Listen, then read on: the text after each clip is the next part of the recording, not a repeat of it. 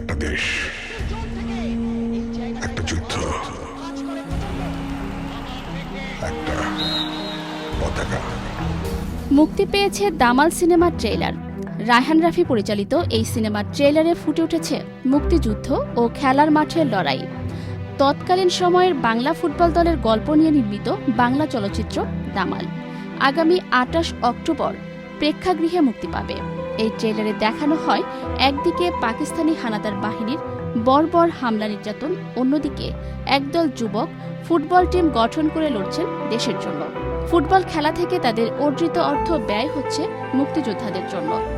চমৎকারভাবে এই দুটি বিষয়কে পর্দায় তুলে ধরছেন নির্মাতা রায়হান রাফি। ইমপ্রেস টেলিফিল্ম প্রযোজিত সিনেমাটির মূল গল্প ফরিদুর রেজা সাগরে। রাফির সঙ্গে চিত্রনাট্য সাজিয়েছেন নাজিমুদ্দৌলা।